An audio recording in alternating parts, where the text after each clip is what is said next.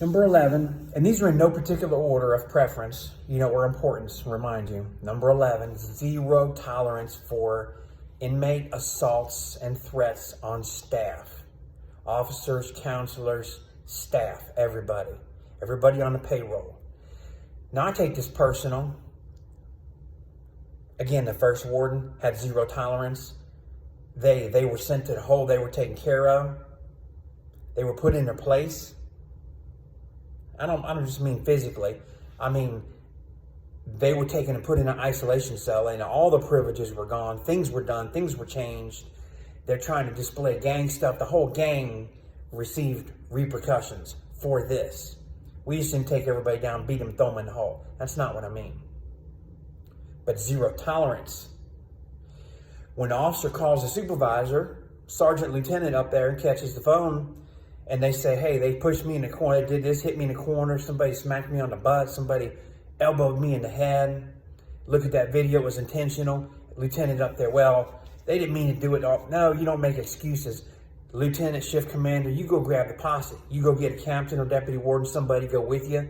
Somebody of high authority that can make an immediate decision, like locking down, shutting everything down. Put a whole dorm on strip cell. Take everything out. Put everything they got out there in the middle of that floor, the whole dorm, everybody in there in strip cell. You want to solve a problem? Take some drastic actions. But when something happens, all these privileges, this gym stuff in the outside yard, playing baseball and football and stuff in the yard, that stops. You touch one of my staff, you pay for it. I used to teach in law enforcement back in the 90s. Anybody touches that badge, they touch your badge, they got a knot in their head. There's a bruise somewhere. The badge right here on your uniform shirt, nobody touches that. Reactionary gap, 4 to 6 feet, nobody should be close enough to do that anyhow. But if they're attacking you and they touch that badge, you make sure that they remember who you are and never do that again.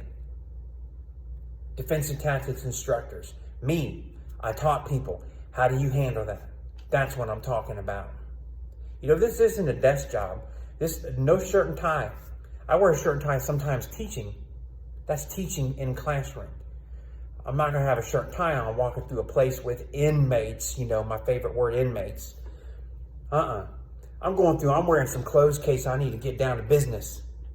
Like this. This is my very first beach shirt. I've had this a while. Why do I have this on today? To represent old school. Needs to go back to the way it should be. None of this. I don't want to get ahead of myself. None of this hug a thug.